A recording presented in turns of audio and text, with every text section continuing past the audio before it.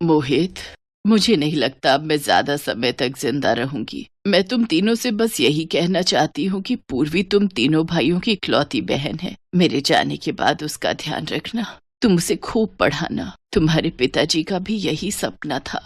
माँ तुम चिंता मत करो, हम उसका खूब ध्यान रखेंगे। शिवानी, निशा बहू, यहाँ आओ दोनों। जी माँ जी। अब मैं पूर्वी की जिम्मेदारी तुम दोनों को सौंप रही हूँ। आप फिक्र मत कीजिए माँ जी, हम उसका अच्छे से ध्यान रखेंगे। हाँ माँ जी, वो हमारी छोटी बहन जैसी है। पूर्वी, मेरी बच्ची, आज से यही तुम्हारे माता पिता हैं।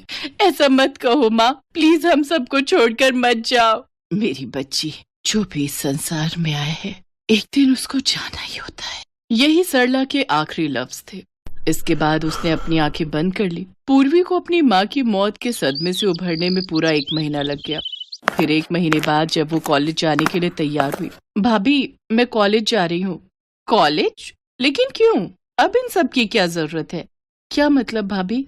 मतलब ये कि अब तू घर का काम काज सीख। शादी के बाद तेरी पढ़ाई नहीं बल्कि चूल्हा चौका ही काम आएगा।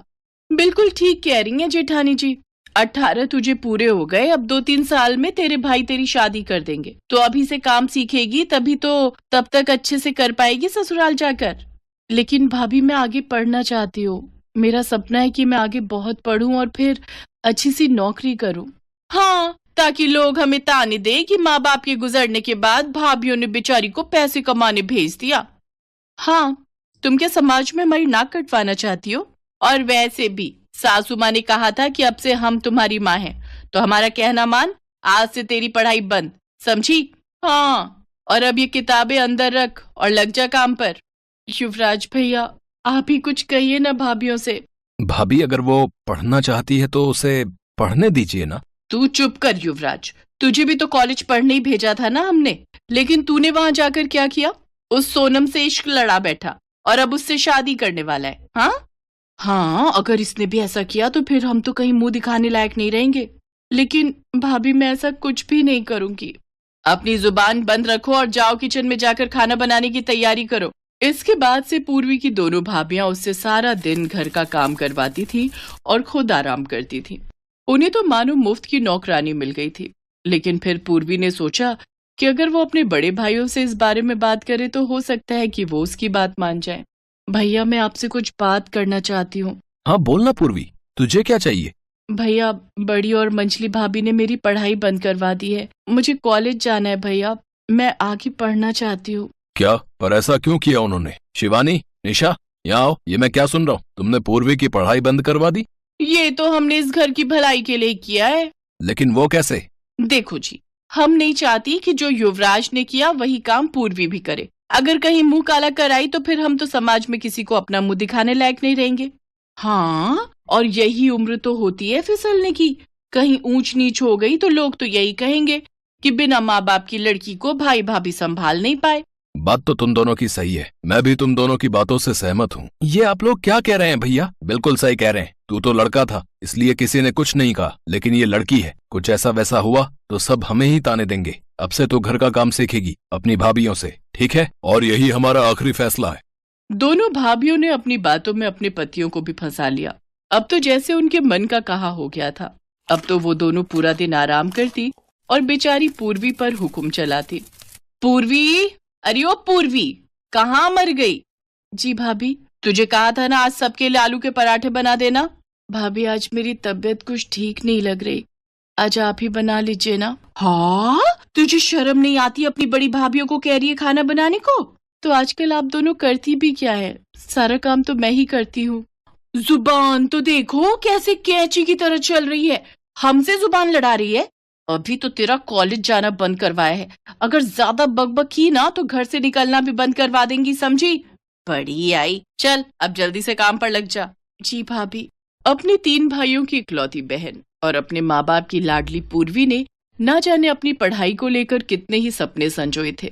लेकिन आज वो किताबें उसके कमरे के कोने में पड़ी रहती थी, जिन्हें देख देख पूर्वी बस रोती रहती है। कुछ दिनों बाद तीसरी यानी सबसे छोटी बहू रश्मि ब्याह कर घर में आती है। शादी के अगले दिन जब रश्मि किचन में जाती है तो वो देखती है कि पूर्वी खाना बना रही है। तब वो उससे पूछती है, अरे पूर्वी, तुम इतनी सुबह सुबह यहाँ क्या कर रही हो? भाभी, मैं तो जल्दी उठकर सबके लिए खाना बनाती हूँ, फिर तीनों भाइयों का नाश्ता भी तो पैक करना होता है ना। और तुम्हारा कॉलेज? वो तो हमने इसका कब का छुड़वा दिया, ताकि ये भी तुम्हारी तरह कोई गुल ना खिला ले। लेकिन अगर ये पढ़ेगी लिखेगी, अपने पैरों पर खड़ी होगी तो क्या बुराई है इसमें? आज मैं भी इंडिपेंडेंट हूँ, अपने पैरों पर स्टैंड हूँ, तो क्या बुरा हुआ इसमें? हमने जो भी किया है इसकी भलाई के लिए ही किया है। इतना कहकर दोनों भाभियां वहां से चली जाती हैं। लेकिन रश्मि ने भी फैसला कर लिया था कि वो पूर्वी की पढ़ाई शुरू करवा कर ही रहेगी।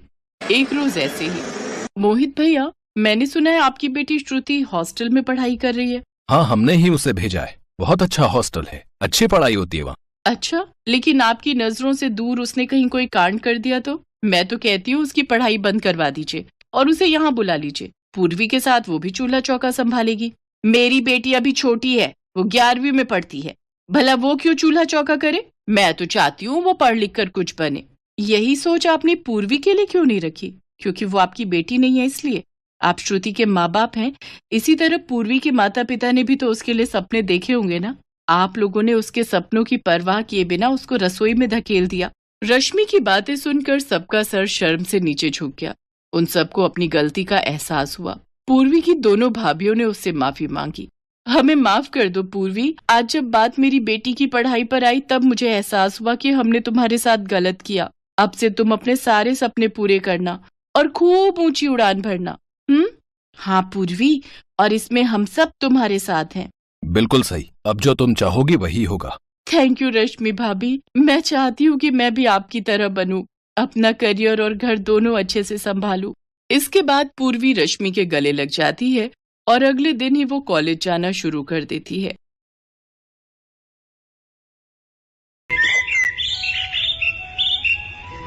पारुल 10 साल की एक बहुत ही मासूम लड़की थी। उसके सिर पर बाल नहीं उगते थे, इस कारण वो गंजी थी। आस पड़ोस, रिश्तेदार और स्कूल में सब पारुल को गंजी या फिर टकली कहकर बुलाते थे। कभी कभी इस बात से पारुल बहुत दुखी हो जाती थी। ये देख पूजा, मेरी मम्मी मेरे लिए कल मार्केट से न्यू हेयर पिन लेकर आई है। अरे शीतल, ये हेयर पिन तो बहुत सुंदर है, मुझे ऐसी पिन्स मंगवा देगी? हाँ हाँ, क्यों नहीं। अरे संभाल कर, देखा जमीन पर गिरा दी। ओ गंजी, इधर आ। हाँ आती हूँ। ये हेयर पिन्स उठा कर दे। Thank you. अच्छा, तुझे चाहिए तो तेरे लिए भी एक सेट मंगवा दूंगी। नहीं, मुझे नहीं चाहिए। तू भी पागल है शीतल, ये गंजी अपने सिर पर हेयर पिन्स कैसे लगाएगी? ये तो गंजी है, गंजी। अरे मैं तो भूल ही गई थी, ये तो गंजी खोपड़ी है। तभी वहाँ क्लास टीचर आ जाती है और सब बच्चे खड़े हो जाते हैं। गुड मॉर्निंग बच्चों, आज आप सबके लिए एक बहुत अच्छी न्यूज है। हमारे स्कूल में एक बहुत बड़े लेवल का फैशन शो होने जा रहा है, इसलिए आप सब भी उसकी तैयारी शुरू कर लें। वाह, फैशन शो! फिर तो मैं ही सबसे सुंदर दिखूंगी।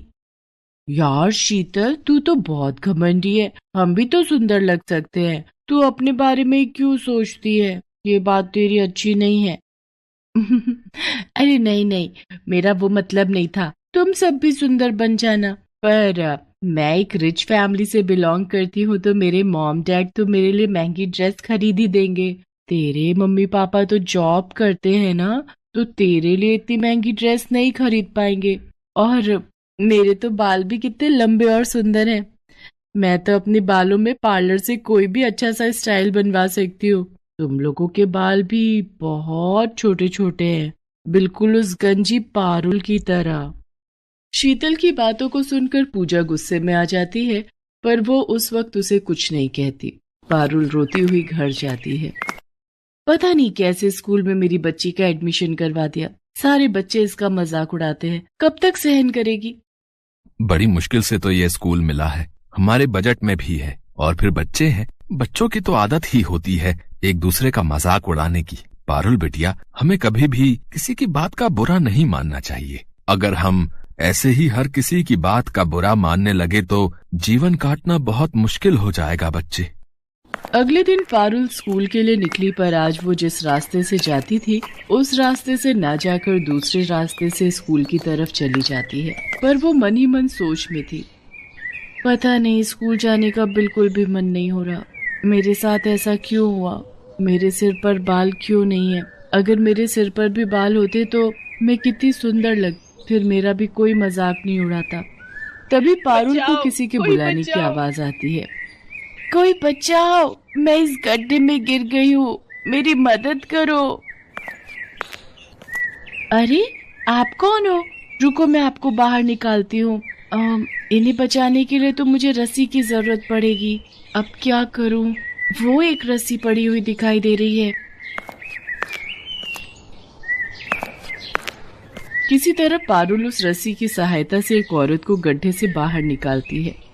तुम्हारा बहुत बहुत शुक्रिया बहादुर लड़की, तुमने मुझे गड्ढे से निकालकर मेरी जान बचाई। कोई बात नहीं, आप मुसीबत में थी और मेरी मम्मी कहती है कि मुसीबत में हमें सबकी सहायता करनी चाहिए। पर आप इस गड्ढे में कैसे गिरी? मेरा नाम सोफिया है, मैं एक जादूगरनी हूँ। मैं कल रात जब अपने घर वापस जा रही थी तो रात के अंधेरे में मुझे ये गड्ढा दिखाई नहीं दिया और मैं इस गड्ढे में गिर गई। अगर आप जादूगरनी हो तो आप इस गड्ढे से बाहर क्यों नहीं आ सके? क्योंकि मेरा जादू सिर्फ दूसरों पर काम करता है, मैं अपने ऊपर अपने जादू का उपयोग नहीं कर सकती। तुमने मेरी सहायता की है, बताओ मैं तुम्हारी क्या मदद कर सकती हूँ? तुम्हें अगर मुझसे कुछ चाहिए तो मैं जादू से तुम्हें वो दे सकती हूँ। क्या आप जादू से कुछ भी दे सकती हो? हाँ बिल्कुल, तुम मुझसे जो भी मांगोगी और मेरे बस में होगा तो मैं अवश्य दूंगी। क्या आप मेरे सिर पर बाल उगा सकते हो? सब मुझे गंजी कहकर बहुत चिढ़ाते हैं। मेरे स्कूल में फैशन शो होने वाला है। बस इतनी सी बात, अभी लो। जादूगरनी छड़ी घुमाए, सिर पर लंबे बाल आ जाए। और देखते ही देखते पारुल के सिर पर लंबे और सुंदर बाल आ जाते हैं।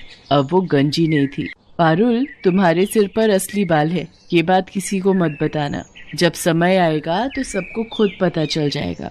अभी तुम सबसे यही कहना कि तुमने बालों के लिए एक विग खरीदा है। अब तुम स्कूल जाओ और कभी भी मेरी जरूरत हो तो 3 बार मुझे आवाज लगाना, मैं तुम्हारे सामने आ जाऊंगी। थैंक यू जादूगरनी आंटी, आप बहुत अच्छी हो। पारुल के सिर पर बाल आ जाते हैं और वो बहुत खुश होती है। उसके बाद वो स्कूल जाती है और सबको यही कहती है कि उसने बालों में विग लगवाई है। इस पर सब बच्चे हंसने लगते हैं। विग लगाने से क्या होता है तो तू अभी भी गंजी ही ना। पारुल शीतल की बात का बुरा नहीं मानती। पारुल घर जाकर अपने मम्मी पापा को सारी सच्चाई बता देती है। कुछ दिन बाद फैशन शो था और वो बहुत सुंदर तैयार होकर फैशन शो के लिए स्कूल जाती है। शीतल ने भी महंगी ड्रेस और महंगा हेयर स्टाइल करवाया था। पूजा के मन में शीतल के लिए नफरत थी। पूजा उससे अपने अपमान का बदला लेना चाहती थी। शीतल बहुत घमंड करती है ना अपने बालों पर। आज मैं उसके बालों में ये गोंद चिपकाकर उसके सारे बाल खराब कर दूंगी ताकि वो फैशन शो में भाग ही ना ले पाए। शीतल, तेरे बाल तो बहुत सुंदर लग रहे हैं, पर बालों में जो ऊपर पिन लगी हुई है ना, मैं उसको ठीक कर दूं? लग रहा है वो नीचे गिरने वाली है। कहाँ गिर रही है, जरा ठीक से लगा दे। पूजा जानबूझकर अपने हाथों में पकड़ी हुई गोंद की डिब्बी शीतल के बालों में गिरा देती है। ओह सॉरी शीतल, मेरे हाथ में तो गोंद की शीशी थी, तुम्हारे सारे बालों में गिर गई है। मुझसे गलती हो गई, मैंने ये जानबूझकर नहीं किया। पूजा, थोड़ी देर में फैशन शो स्टार्ट होने वाला है, तुमने मेरे सारे बाल खराब कर दिए। मेरे सारे बाल चिपक गए हैं, देखो मैं कितनी गंदी लग रही हूँ। अब मैं क्या करूंगी? शीतल रोने लगती है। सब बच्चे फैशन शो के लिए नीचे हॉल में पहुंच जाते हैं। शीतल क्लास में बिल्कुल अकेली बैठी थी। तभी पारुल वहां आ जाती है। उसे सारी बात पता चलती है। तुम चिंता मत करो, मैं अभी जादूगरनी आंटी को बुलाती हूँ, वो तुम्हारे बाल बिल्कुल ठीक कर देंगी। पारुल जादूगरनी को आवाज लगाती है और वो वहां आ जाती है। पारुल, शीतल ने तो हमेशा तुम्हारा मजाक उड़ाया है, फिर भी तुम इसकी मदद करना चाहती हो, पर इसके लिए एक शर्त है। अगर मैं शीतल के बाल ठीक करूंगी तो बदले में तुम्हें फिर से गंजा होना पड़ेगा। जादूगरनी आंटी कोई बात नहीं, आप मुझे फिर से गंजा कर दो, पर मेरी दोस्त के बाल ठीक कर दो। शीतल पारुल की सारी बातें सुन रही थी। इसका मतलब पारुल के बाल असली हैं? इसने विग नहीं पहना? मैंने पारुल से कितनी नफरत की, उसका कितना मजाक उड़ाया, पर ये मेरे लिए फिर से गंजी होने को तैयार है। सचमुच मैं कितनी बुरी हूँ। पारुल कितनी अच्छी है। जादूगरनी आंटी, आप ऐसा कुछ मत करना। आप पारुल को फिर से गंजा मत करो। मैं फैशन शो में हिस्सा नहीं लूंगी। आप मेरे बाल ऐसे ही रहने दो। चिंता मत करो शीतल, मैं तो पारुल की परीक्षा ले रही थी। मैं ऐसा कुछ नहीं करूंगी। मैं तुम्हें सीख देना चाहती थी। कभी भी किसी से ईर्ष्या मत करना। ईर्ष्या करना बुरी बात है। पारुल, तुम सचमुच बहुत संस्कारी बच्ची हो। तुम्हारे माता पिता ने तुम्हें बहुत अच्छे संस्कार दिए हैं, इसलिए मैं तुम्हारे कहने पर शीतल के बाल ठीक कर देती हूँ। जादूगरनी शीतल के बाल ठीक कर देती है। मुझे माफ कर दो पारुल, मैंने हमेशा तुम्हारा मजाक उड़ाया। मेरी अपनी दोस्त पूजा मेरे साथ गलत कर गई। मैं सबको बताऊंगी कि तुम बहुत अच्छी हो। पारुल, अब मैं चलती हूँ। अब मैं कुछ समय के लिए यहाँ से दूर जा रही हूँ, इसलिए मेरा तुमसे मिलना नहीं हो पाएगा। मैं जब भी वापस आऊंगी तो तुमसे जरूर मिलूंगी। पारुल और शीतल दोनों मिलकर फैशन शो में हिस्सा लेती हैं। शीतल सबको पारुल के बारे में बताती है। शीतल ने पूजा से बात करना बंद कर दिया था, क्योंकि पूजा ने जानबूझकर बहुत बड़ी गलती की थी। उस दिन से पारुल और शीतल दोनों अच्छी दोस्त बन जाते हैं। पारुल ने हमेशा दूसरों की मदद की, और जो दूसरों की मदद करता है हमेशा उसके साथ अच्छा ही होता है।